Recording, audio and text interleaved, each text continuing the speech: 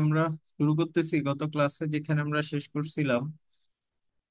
সেটা হচ্ছে যে internal voltage of loaded machine under fault condition. আমাদের একটা সিঙ্ক্রোনাস জেনারেটর ছিল এবং একটা সিঙ্ক্রোনাস মোটর ছিল। জেনারেটরটা মোটরটাকে পাওয়ার সাপ্লাই দিচ্ছিল। এখন যদি মোটর এন্ডে ফল্ট ঘটে তখন কি ঘটবে সেটা নিয়ে আমরা গত ক্লাসে আলোচনা করছি এবং তার ইকুয়েশন গুলো অলরেডি আমাদের খাতায় আছে। তো সিচুয়েশনটা ছিল এরকম, বিফোর ফল্ট সার্কিটটা দেখতে এরকম, এবং আফটার ফল্ট টি পয়েন্টটা যখন ফল্ট হবে তখন এখানে শর্ট সার্কিট হবে। এই অবস্থায় ইজি ডাবল প্রাইমের ইকুয়েশন হচ্ছে কি এটা, এবং ইএম ডাবল প্রাইমের ফল্ট ইকুয়েশন হচ্ছে কি এটা। ইজি ডাবল প্রাইম থেকে জেনারেটরের fault current IG double prime বের করা সম্ভব, এবং ইএম ডাবল প্রাইম থেকে মোটরের ফল্ট কারেন্টের কন্ট্রিবিউশন আইএম ডাবল প্রাইম এটা বের করা সম্ভব। এই কন্ডিশন গুলা থেকে আমরা ওই দুইটা কারেন্টকে যদি সরাসরি যোগ করে দিই তাহলে আমরা ফল্ট কারেন্ট বের করে ফেলতে পারবো। তো যেমন আলোচনা হয়েছিল আগে, সেটা হচ্ছে যে এগুলা হচ্ছে গিয়ে three phase fault, symmetric fault. তিনটা ফেজই শর্ট সার্কিট হয়েছে, শর্ট সার্কিট হওয়ার পর এটা গ্রাউন্ড কন্ডিশনে চলে গেছে। এটা আরেকভাবেও সলভ করা যায়, সেটা হচ্ছে থিভনিনের থিওরেম ইউজ করে। এনিওয়ে আমরা একটা প্রসিডিউরই শিখি, একটা প্রসিডিউর ভালো করে শিখলে সেটা দিয়ে সবই সলভ করতে পারবো। তো আজকে আমরা যেটা করব সেটা হচ্ছে যে এই ইকুয়েশন গুলা তো দেখলাম, এই ইকুয়েশন গুলা থেকে আমরা একটা ম্যাথ সলভ করব সিমিলার।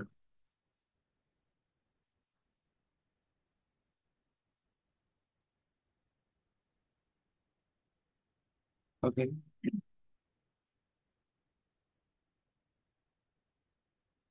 তো এখানে আরেকটা পিডিএফ আমরা আসছি। এটা কি দেখা যাচ্ছে যে নতুন আরেকটা পিডিএফ এখানে? জি স্যার, দেখা যাচ্ছে। তো এখানে একটা ম্যাথ বলে দেয়া আছে। ম্যাথটা একটু পড়তেছি, সেটা হচ্ছে যে অল্টারনেটর এবং একটা সিঙ্ক্রোনাস মোটর, রেটেড কন্ডিশন হচ্ছে গিয়ে 3000 কেভিএ, 3000 কেভিএ, এবং তার রেটেড ভোল্টেজ, দুইজনেরই রেটেড ভোল্টেজ হচ্ছে 13.2 কেভি। তাদের তাদের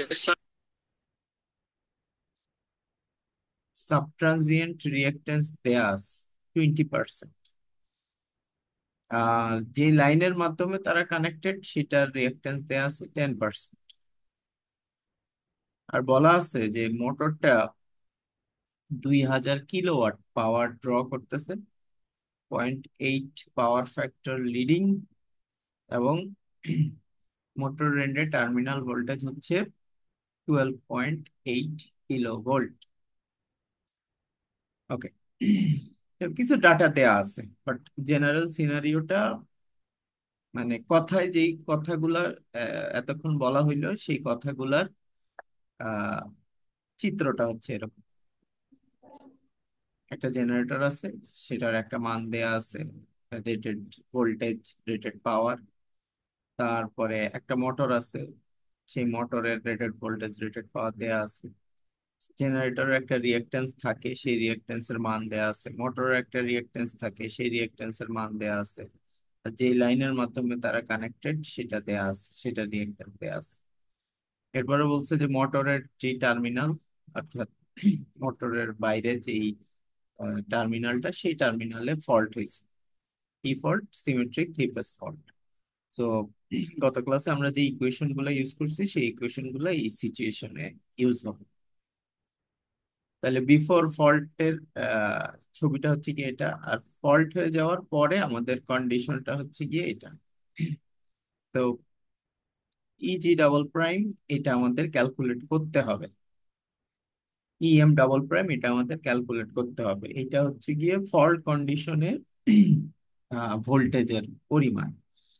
আর মোটরের সাবট্রানজিয়েন্ট রিঅ্যাকট্যান্স যেটা, সেটা 0.2 পার ইউনিট। তো এটা যেহেতু রিয়াক্টেন্স, রিয়াক্টেন্স মানে ইন্ডাকটেন্স, তো ইন্ডাকটেন্সের জন্য এটার সাথে জে আসবে। এবং মোটরেরও সাবট্রানজিয়েন্ট রিয়াক্টেন্স 0.2 পার ইউনিট, সেটার সাথে একটা জে টার্ম এসে এটার ইউনিটটাকে স্পেসিফাই করে দিতে হবে এভাবে। ঠিক সিমিলার, এই যে কানেক্টিং যে ওয়্যার বা কেবল আছে, সেই কেবলের রিয়াক্ট্যান্স হচ্ছে 0.1। তো 0.1 জে পার ইউনিট, এটা মোটরের সাইড থেকে জেনারেটরের সাইডে। আর ফলটা ঘটছে এখানে মোটর সাইডে, এই জন্য ফল্টের পজিশনটা পি দেখানো হয়েছে এখানে, এদিক দিয়ে ফল্ট কারেন্ট ফ্লো হবে। কোশ্চেন হচ্ছে সাবট্রানজিয়েন্ট কারেন্ট বের করো অল্টারনেটরের জন্য, মোটরের জন্য, এবং ফল্ট সাবট্রানজিয়েন্ট কারেন্ট, অর্থাৎ IG double prime, IM double prime, এবং আইএফ ডাবল প্রাইম, এই তিনটা জিনিস বের করতে বলছে। তো এটা বের করতে হইলে এখন আমরা আবার একটু, তাহলে প্রথমে ইজি ডাবল প্রাইম আর ইএম ডাবল প্রাইম এই দুইটা বের করতে হবে। আর ইজি ডাবল প্রাইম বের করার জন্য আমাদেরকে নর্মাল কন্ডিশনের সিচুয়েশনটায় যাইতে হবে। তো আবার একটু আমরা স্লাইড সুইচ করি।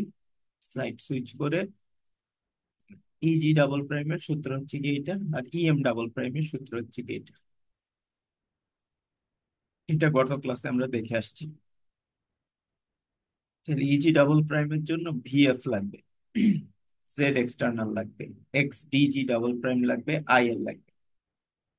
এর মধ্যে জেড এক্সটার্নাল ওই যে বাইরের দিকের যেই রিয়েক্টেন্সটা সেটা জানা আছে, X DG double prime subtransient reactance of the generator, এটাও কোশ্চেনে বলে দেয়া আছে, এটা জানি। আর ভিএফ আর আইএল এই দুইটা ক্যালকুলেট করতে হবে। আইএল হচ্ছে নর্মাল কন্ডিশনে কতখানি কারেন্ট ছিল, আর ভিএফ হচ্ছে গিয়ে ফল্টের আগ মুহূর্তের ভোল্টেজ। ঠিক সিমিলার ইএম ডাবল প্রাইমেও আসবো। এখন আমরা আবার ম্যাথে ফিরে যাই। তাহলে ভিএফ ডাবল প্রাইম লাগবে। আর ভিএফ এর ব্যাপারে কোশ্চেনে কি বলা আছে সেটা একটু দেখি আমরা। ভিএফ এর ব্যাপারে যেটা বলা আছে সেটা হচ্ছে যে মোটর যখন কারেন্ট ড্র করতেছিল তখন মোটরের পাওয়ার ছিল এটা, আর মোটরের টার্মিনাল ভোল্টেজ ছিল 12.8 কিলো ভোল্ট। তাইলে নর্মাল কন্ডিশনে ফল্ট যেই জায়গায় ঘটছে সেই জায়গার যে ভোল্টেজটা, সেই ভোল্টেজটাই কিন্তু ভিএফ।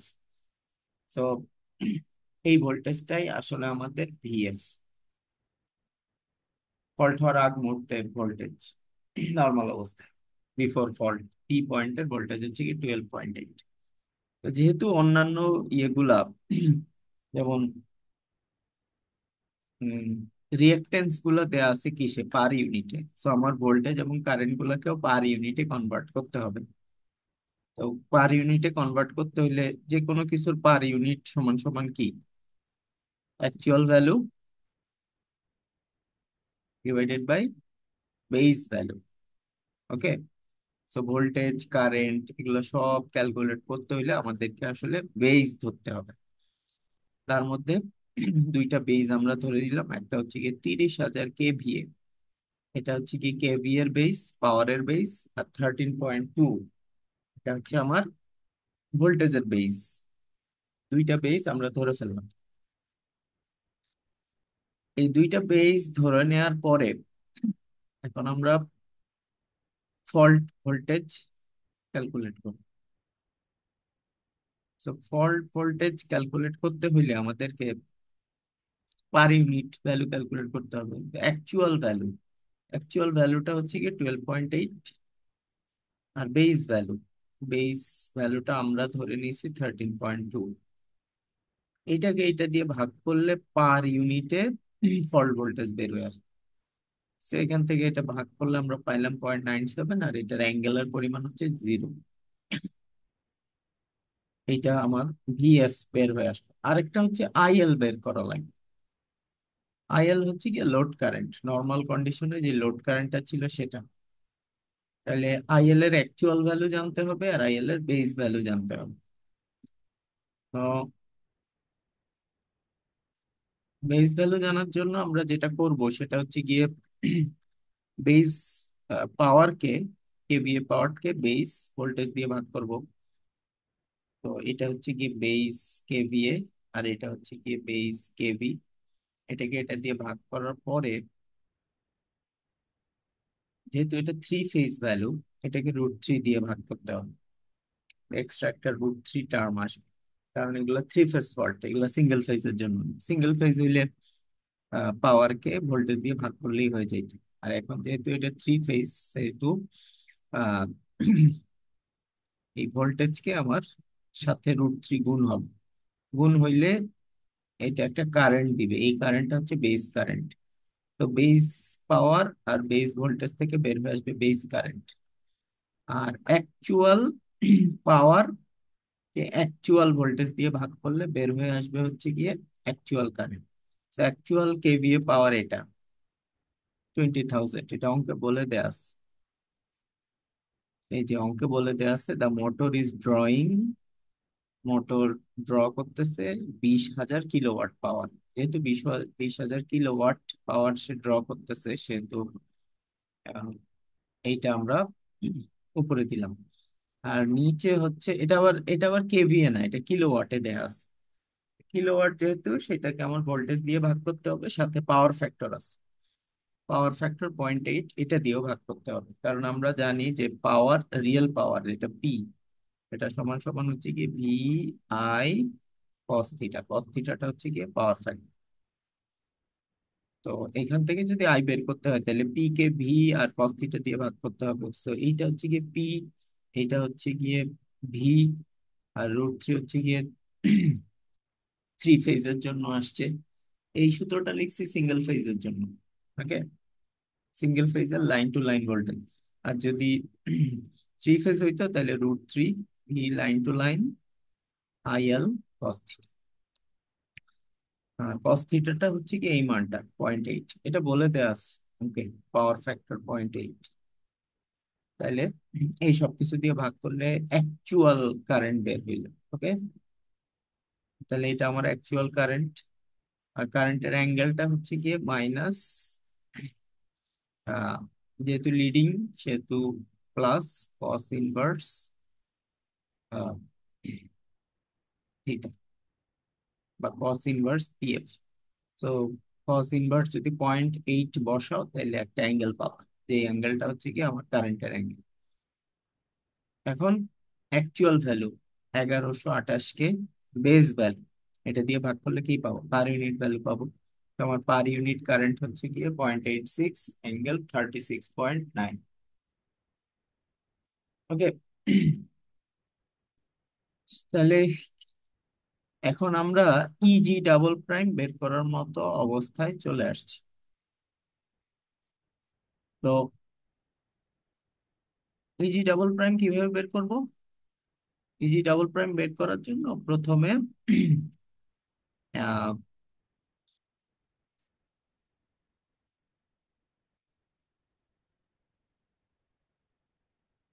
এই যে ভিটি লাগবে আমার, টার্মিনাল ভোল্টেজ এই এই জায়গার।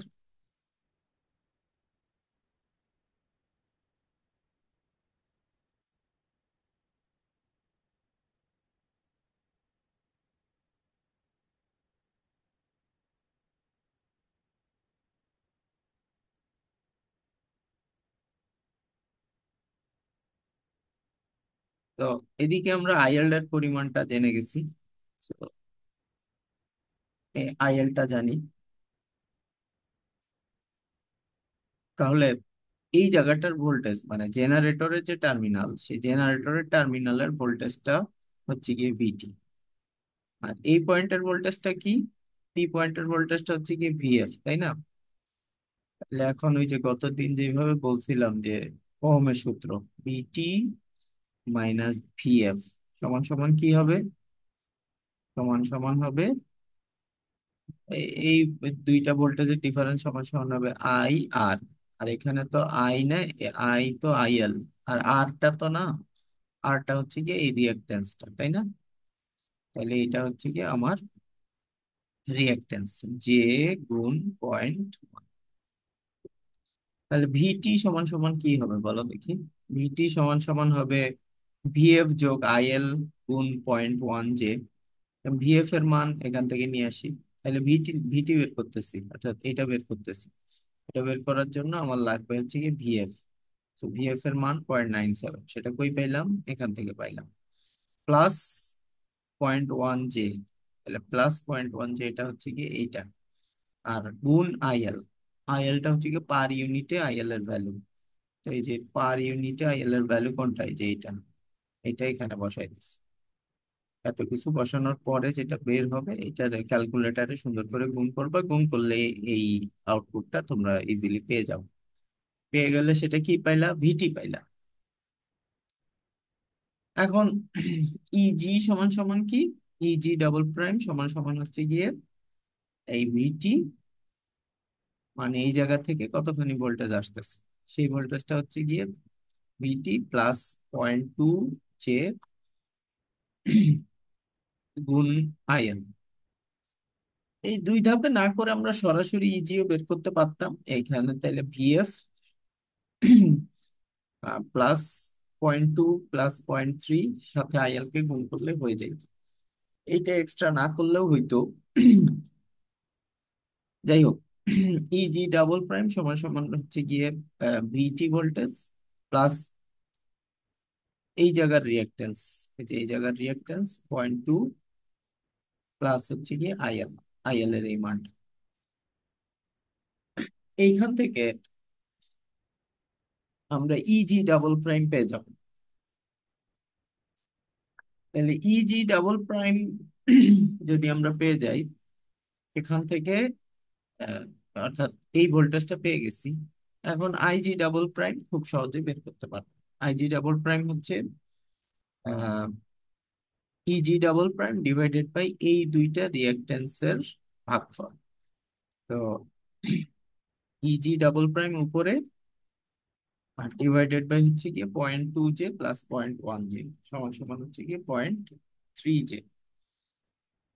আর এইটা এই সূত্রটা কোথায় আছে, এই সূত্রটা আগের দিন আমরা যখন ক্লাসে দেখছিলাম তখন আমরা এখান থেকে এরকম একটা সূত্র খাতায় থাকার কথা। আইজি ডাবল প্রাইম বের করার জন্য ইজি ডাবল প্রাইম কে Z external plus J X D J prime, এই দুইটা দিয়ে ভাগ করলেই হয়ে যাবে, আইজি ডাবল প্রাইম বের হয়ে আসবে। তো আমরা IG double prime easy double prime পেয়ে গেলে খুব ইজিলি আইজি ডাবল প্রাইম পাবো। তাহলে এখন এইটা হচ্ছে কি আমার ফল্ট কারেন্ট, কার পক্ষ থেকে, জেনারেটরের পক্ষ থেকে। আচ্ছা, একটু বোঝার জন্য যে কি ঘটতেছে এখানে একটু মানগুলোর দিকে খেয়াল করতে হবে। যে মানগুলার কেমন একটা পরিবর্তন আসলো। তো কোনো কিছু পার ইউনিট ভ্যালু পেয়ে গেলাম, আইজি ডাবল প্রাইমের পার ইউনিট ভ্যালু পেয়ে গেলাম, তাই না? পার ইউনিট ভ্যালুটা কত, এই যে 0.69 মাইনাস 2.71 জে। আচ্ছা, পার ইউনিট থেকে অ্যাকচুয়াল ভ্যালু পাইতে হলে কি করতে হবে, পার ইউনিটকে বেস দিয়ে গুণ করতে হবে। আর আমার বেস কারেন্ট তো এই যে এখানে জানি, বেস কারেন্ট কত, 1310। এই মানটাকে, পার ইউনিট মানকে 1310 দিয়ে গুণ করলে আমরা অ্যাকচুয়াল কারেন্ট পাবো। এখন এই অ্যাকচুয়াল কারেন্ট দেখে কিছু বোঝা যায় কিনা, এটা এটা হচ্ছে গিয়ে ফল্ট অবস্থায় জেনারেটরের কন্ট্রিবিউশন। নর্মাল অবস্থায় আমার কারেন্টের মানটা কত, নর্মাল অবস্থায় আমার কারেন্টের মানটা হচ্ছে গিয়ে 1128 অ্যাম্পিয়ার। আর যখন এটা নর্মালি লাইনের ভিতর দিয়ে যাচ্ছিল, আর যখন ফল্ট ঘটছে তখন আমার কারেন্টের রিয়েল পার্ট হয়েছে 904 অ্যাম্পিয়ার, আর ইমাজিনারি পার্টের পরিমাণ হয়ে গেছে 3550। তো একটা ভ্যালু, এটা 1128, আর এইটারে রিয়েল পার্ট আর ইমাজিনারি পার্টকে যদি চিন্তা করো তাহলে মিলিত প্রভাব হচ্ছে গিয়ে প্রায় 4000 অ্যাম্পিয়ারের বেশি। তাহলে 1128 এম্পিয়ার থেকে শুধু জেনারেটর ফল্ট হওয়ার পরে জেনারেটর থেকেই কারেন্ট আসতেছে 4000 এম্পিয়ারের বেশি। মোটর এখনো ধরি নেই। এবার মোটরেরটা ক্যালকুলেট করো। মোটরেরটা ক্যালকুলেট করার জন্য ইএম ডাবল প্রাইম ক্যালকুলেট করতে হবে। ইএম ডাবল প্রাইম এর সূত্র হচ্ছে গিয়ে VF minus X DM double prime plus IL into IL. তো এটা আইএল, এটা লোড কারেন্ট, তার সাথে হচ্ছে গিয়ে রিঅ্যাকট্যান্স, এই দুটো গুণ করে ভিএফ থেকে এটা বাদ দিলে যেটা পাবো সেটা হচ্ছে কি আমার ইএম ডাবল প্রাইম। আর ইএম ডাবল প্রাইম কে X D M double prime দিয়ে ভাগ করলে যেটা পাবো সেটা হচ্ছে কি আমার আইএম ডাবল প্রাইম, অর্থাৎ সাবট্রানজিয়েন্ট কারেন্ট ফ্রম দা মোটর। এখন এইটার মানটা কত? ওইটা যেমন এইটার পার ইউনিট ভ্যালু এত 0.69 মাইনাস 5.37। এটাকে 1310 দিয়ে গুণ করার পরে এটা পাওয়া গেছে -904, আর এটা পাওয়া গেছে 7000 এম্পিয়ারের। তাহলে এই যে টোটাল কন্ট্রিবিউশন প্রায় 8000 বা 7700 800 এরকম একটা টোটাল কন্ট্রিবিউশন মোটর থেকে আসতেছে। দেখো, ইন জেনারেল নর্মাল অবস্থায় জেনারেটর কারেন্ট সাপ্লাই দিচ্ছিল আর মোটর সেই কারেন্টটা ড্র করতেছিল, সেই কারেন্টটার পরিমাণ ছিল 1128। আর ফল্ট হওয়ার পরে এত বড় বড় মানের কারেন্ট পাওয়া যাচ্ছে। রিয়েল পার্ট যাই থাকুক, ইমাজিনারি পার্টে বড় একটা পরিবর্তন আসছে। প্রায় দুইজনের কাছ থেকে বড় বড় কন্ট্রিবিউশন আসতেছে। এখন একটা তো পার্ট আসছে জেনারেটর থেকে, আরেকটা পার্ট আসছে মোটর থেকে। এই দুইজনকে যোগ করলে যেটা পাবো সেটা হচ্ছে কি টোটাল ফল কারেন্ট। এই দুইটার যে কন্ট্রিবিউশন, সেই কন্ট্রিবিউশনে আরেকটা ইন্টারেস্টিং ব্যাপার হচ্ছে কি একটা রিয়েল পার্ট আসছে 0.69, আরেকটা রিয়েল পার্ট আসছে -0.6। সেই রিয়েল পার্ট গুলা ক্যান্সেল আউট হয়ে যাবে আর ইমাজিনারি পার্ট গুলা সাম হবে। সাম হওয়ার পরে যেটা হয়েছে যে টোটাল সাম আরো বেড়ে গেছে 8.08। এই 8.08 কে 1310 দিয়ে গুণ করার পরে অ্যাকচুয়াল কারেন্ট পাওয়া গেছে 10,590 এম্পিয়ার। মাইনাস জে মানে এটা অ্যাঙ্গেলের একটা ডিরেকশন, বাট কারেন্টের অ্যামাউন্ট হচ্ছে 10,590। তাই 1100 থেকে 10,590 এম্পিয়ার কারেন্ট হইলো যখন থ্রি ফেজ ফল্ট ঘটে। তো থ্রি ফেজ ফল্ট একটা বেশ ড্রাস্টিক ফল্ট। এটা থ্রি ফেজ ফল্ট ঘটলে বড় রকম অকারেন্স ঘটে, কারণ তিনটা ফেজ সমানভাবে এখানে কন্ট্রিবিউট করে এটার মানটাকে বেশ স্ট্রং একটা মানে পরিণত করে। তো এই ম্যাথ থেকে এটাই আর কি বোঝার জিনিস যে মোটরও এখানে জেনারেটরের মতো ইয়ে করছে, এবং মোটরের কন্ট্রিবিউশন জেনারেটরের চেয়েও বেশি হয়ে গেছে এই ক্ষেত্রে ফল্টের কারেন্টের ইয়ে হিসেবে।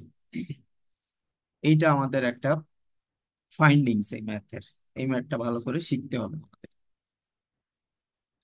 আর পরের ক্লাসে আমরা যেটা শিখবো সেটা একটু আমরা শুরু করি আবার। আহ, যে আমরা যেখানে ছিলাম,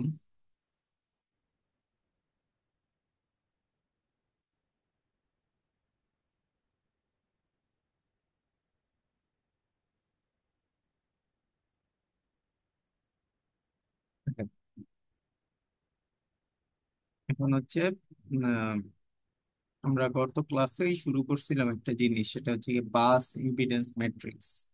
ওকে, তো আমরা অ্যাডমিটেন্স ম্যাট্রিক্সটা কিন্তু অলরেডি দেখে আসছি। অ্যাডমিটেন্স ম্যাট্রিক্সটা হচ্ছে ওয়াই বাস। এই ওয়াই বাস কিভাবে ইয়ে করতে হয়, বের করতে হয়, সেটা আমরা অলরেডি ম্যাথ করে ফেলছি। আর ওয়াই বাসকে বের করার পরে সেটাকে যদি আমরা ইনভার্স করি তাহলে জেড বাস বের করে ফেলতে পারি। জেড বাস মানে হচ্ছে বাস আছে, এই বাসের ম্যাট্রিক্সটা কি কি ফর্মে আছে, একটা একটা বাস থেকে আরেকটা বাসে ইম্পিডেন্সের প্রভাব কি, সেই ইম্পিডেন্সের প্রভাবটা বের করার জন্য আমাদের জেড বাস ম্যাট্রিক্স লাগে। তো আই সমান সমান যেমন ভি ইন্টু ওয়াই বাস, তেমনি ওহমের সূত্রের মতো ভি সমান সমান আই আর লেখে। আর এইখানে হচ্ছে গিয়ে আই জেড এসি কারেন্ট দেখে। আর যেহেতু এটা বাসের হিসাব সেহেতু আই এর পরিবর্তে আই এর সাথে গুণ হবে জেড বাস, অর্থাৎ বাস ইম্পিডেন্স।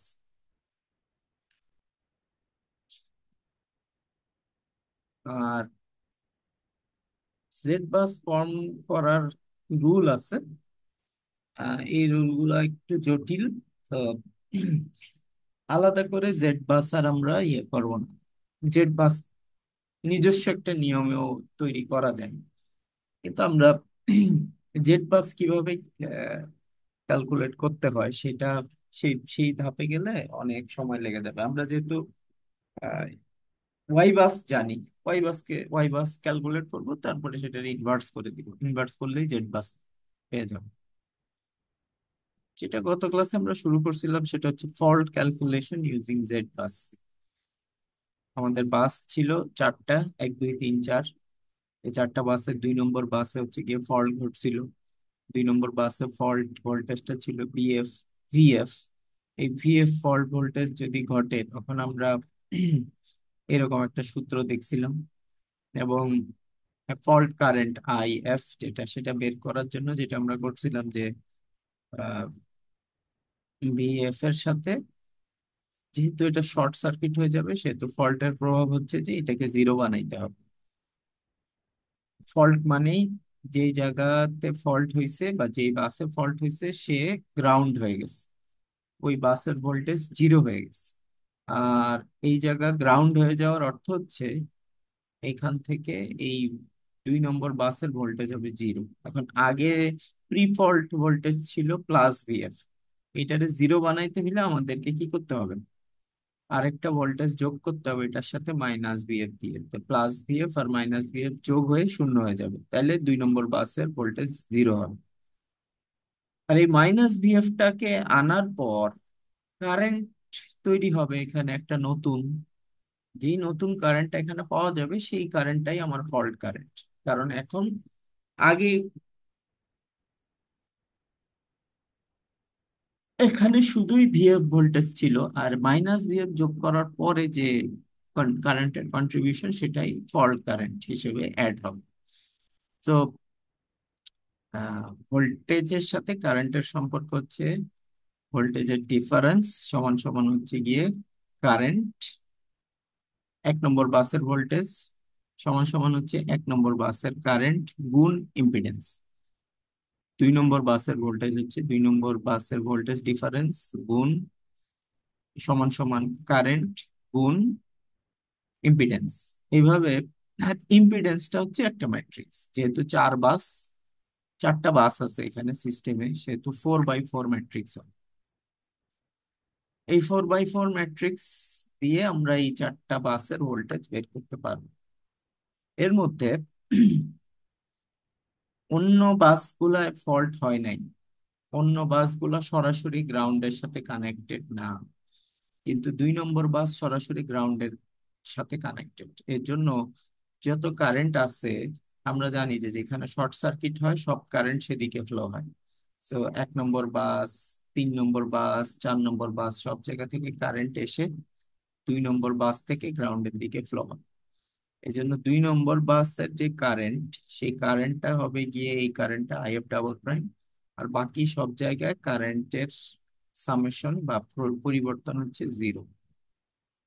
আর এই আইএফ ডাবল প্রাইম এই কারেন্টটা ফ্লো হবে তখনই যখন মাইনাস ভিএফ পরিমাণ ভোল্টেজ এখানে অ্যাড হয়েছে। সো ভি2 যেটা 2 নম্বর বাসের ভোল্টেজের পরিবর্তন, সেই ভোল্টেজের পরিবর্তন হচ্ছে গিয়ে মাইনাস ভিএফ। আর বাকি বাসগুলোয় ভোল্টেজ আছে, সেই পরিবর্তনটা এই এইগুলোর উপরে ডিপেন্ড করবে। তাহলে এখন সূত্র, এই সূত্র থেকে এই সূত্র এইভাবে আসলো আর কি, যে অন্য কোনো ব্রাঞ্চে কারেন্টের পরিবর্তন শূন্য, শুধুমাত্র 2 নম্বর ব্রাঞ্চে কারেন্টের পরিবর্তন হচ্ছে কি আইএফ ডাবল প্রাইম। অন্য বাসগুলা ভোল্টেজের পরিবর্তন জানা নাই, তবে 2 নম্বর বাসের ভোল্টেজের পরিবর্তন জানা আছে, সেটা হচ্ছে কি মাইনাস ভিএফ। এই জন্য ডেল্টা ভি2 এর জায়গায় মাইনাস ভিএফ দেওয়া হয়েছে, আর ডেল্টা আই2 এর জায়গায় মাইনাস আইএফ ডাবল প্রাইম দেওয়া হয়েছে। তাহলে এখন এটা তো ম্যাট্রিক্স, ম্যাট্রিক্সের গুণ কিন্তু আমরা খুব সহজে জানি। যেমন এই ম্যাট্রিক্সের সাথে আহ, এই যে এই ম্যাট্রিক্সের প্রথম রো এর সাথে এই ম্যাট্রিক্সের প্রথম কলাম গুণ করতে হবে। এটা একটা 4x4 ম্যাট্রিক্স। আর এটা কত ম্যাট্রিক্স? এটা হচ্ছে কি একটা ফোর, চারটা রো, একটা কলাম ওয়ালা ম্যাট্রিক্স। তাহলে এই দুইটা ম্যাট্রিক্স গুণ হচ্ছে, গুণ হওয়ার পরে নতুন যে ম্যাট্রিক্সটা তৈরি হবে সেটা হচ্ছে গিয়ে একটা 4-1 ম্যাট্রিক্স, অর্থাৎ এরকম একটা কলাম ম্যাট্রিক্স পাবো। আর তার মানে একটা কলাম থাকবে শুধু রেজাল্টে, যেই কলাম গুলা মানটা আমার delta V1, delta V2, delta V3, delta V4 এই মানগুলাকে নির্দেশ করবে। কলাম ম্যাট্রিক্সটা পাবো কিভাবে? Z1 দিয়ে জিরোকে গুণ করতে হবে, Z12, Z11 দিয়ে জিরোকে গুণ করতে হবে, Z12 দিয়ে IF কে গুণ করতে হবে, Z13 দিয়ে জিরোকে গুণ করতে হবে, Z14 দিয়ে জিরোকে গুণ। তাহলে গুণ করলে আসলে তিনটা জিরো দিয়ে গুণ হচ্ছে, আর একটাই শুধুমাত্র -IF দিয়ে গুণ হচ্ছে। সো -IF গুণ Z12, প্রথম মানটা হবে এটা। দ্বিতীয় মানটাও এরকম, ওই তিনটা তো শূন্যর সাথে গুণ হবে, এটার সাথে শূন্য, ম্যাট্রিক্সের গুণ যেভাবে হয় আর কি, ম্যাট্রিক্স পড়ানো হচ্ছে এখানে। সো এই Z12 দিয়ে জিরো, Z22 দিয়ে -IF, Z23 দিয়ে জিরো, Z24 দিয়ে জিরো, তিনোটাই আসলে জিরো দিয়ে গুণ হচ্ছে, শুধু মাঝখানের এলিমেন্টটা -IF দিয়ে গুণ হচ্ছে। এটার মান হবে -IF ইন্টু Z2। তাইলে IF দিয়ে Z12 গুণ হইলো, IF দিয়ে Z22 গুণ হইলো, IF দিয়ে Z23 গুণ হইলো, IF দিয়ে Z24 গুণ হইলো, অর্থাৎ এই মানগুলা থাকবে IF এর সাথে গুণ, আর বাকিগুলা শূন্যের সাথে গুণ হওয়ার কারণে ভ্যানিশ হয়ে যাবে। মানটা হচ্ছে গিয়ে এরকম। ওকে।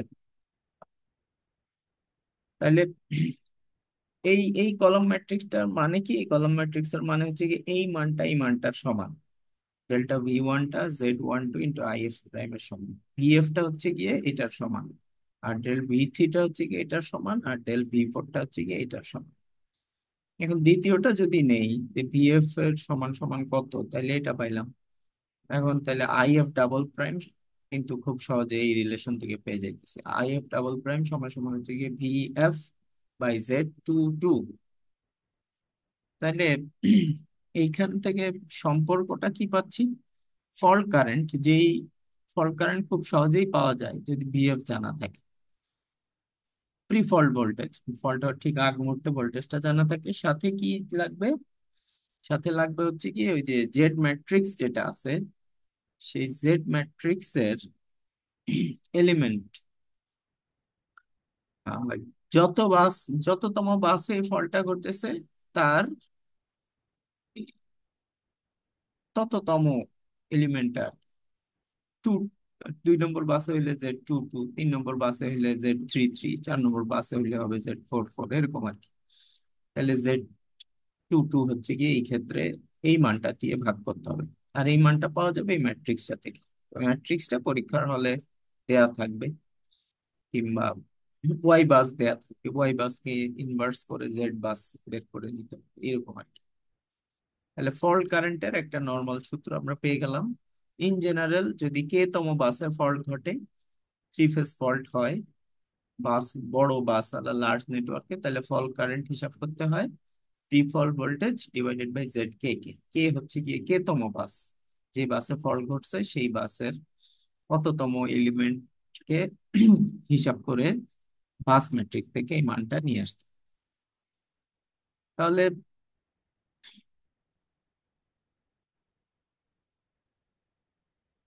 এখন প্রিফার লোড কারেন্টকে যদি আমরা ইগনোর করি, তাহলে কি পাবো? তাহলে এই যে ডেল V1 সমান সমান কি পাচ্ছি যদি এখানে একটু তাকাই, তাহলে ডেল V1 সমান সমান পাচ্ছি হচ্ছে গিয়ে -Z12 ইন্টু IF, তাই না? IF সমান সমান আবার কি পাইলাম? IF সমান সমান পাইলাম হচ্ছে গিয়ে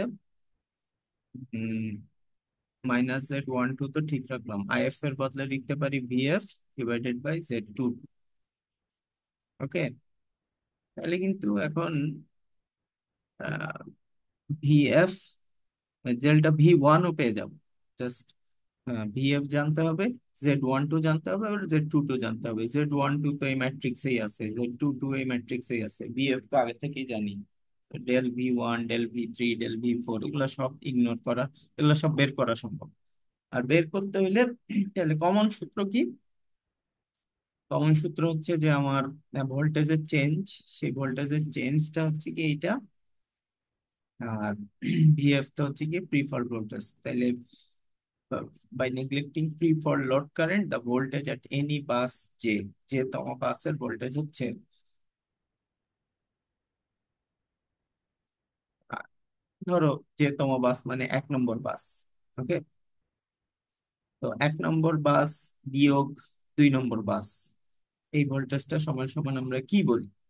এটা বলি আমরা এই Z1 থেকে 2, তার সাথে হচ্ছে গিয়ে আই, I1 থেকে 2। এই ক্ষেত্রে তো ওই যে যত কারেন্ট সব ফল্ট কারেন্ট হিসেবে ফ্লো হইতেছে 1 থেকে 2 এর দিকে, মানে বা 2 থেকে 1-এর দিকে যত কারেন্ট সেগুলো সব ফল্ট কারেন্ট। সো এই Z12টা হচ্ছে কি ZJ কে, আর IF ডাবল প্রাইমটা হচ্ছে কি এই ফল্ট কারেন্ট। ওকে, 2 নম্বর বাসের কারেন্ট। তো 2 নম্বর বাসের কারেন্ট হচ্ছে কি এইটা। তাহলে যে কোনো বাসের জন্য এই সূত্র প্রযোজ্য। এখানে যদি 1-এর জায়গায় 3-2 ধরি, তাহলে এখানে Z32 ধরবো। আর কারেন্ট হচ্ছে কি 2 নম্বর বাসের কারেন্ট, অর্থাৎ ফল্ট কারেন্ট, যে পরিবর্তনটা ঘটছে কারেন্ট, সেই হিসাবে আমাদের ভিজে, যে যে কোনো যে কোনো বাসের ভোল্টেজ সমান সমান হচ্ছে কি pre fault voltage minus ZJ K × IF double prime. এটা একটা কমন সূত্র। এই কমন সূত্র থেকে আমরা এক বাস থেকে আরেক বাসে সাবট্রানজিয়েন্ট কারেন্ট কত বের হবে সেটা বের করতে পারবো। তো এই সাবট্রানজিয়েন্ট কারেন্ট হচ্ছে গিয়ে 1 নম্বর বাস থেকে 2 নম্বর বাসের সাবট্রানজিয়েন্ট কারেন্ট হচ্ছে 1 নম্বর বাসের ভোল্টেজ বিয়োগ 2 নম্বর বাসের ভোল্টেজ ডিভাইডেড বাই 1 নম্বর থেকে 2 নম্বর বাসের যে লাইন ইম্পিডেন্স আছে। এই লাইন ইম্পিডেন্সটা কিন্তু বাস ম্যাট্রিক্স থেকে না, এটা পাইতে হবে আবার ছবি থেকে। ছবিতে কিন্তু একটা রিঅ্যাকট্যান্স দেয়া থাকবে, এই যে এইখানে যেগুলা দেয়া থাকে এগুলা রিঅ্যাকট্যান্স। এই ছবি থেকে এই জেড এর মানটা বের করে নিয়ে আসতে হবে। নিয়ে আসতে পারলে তাহলে আমরা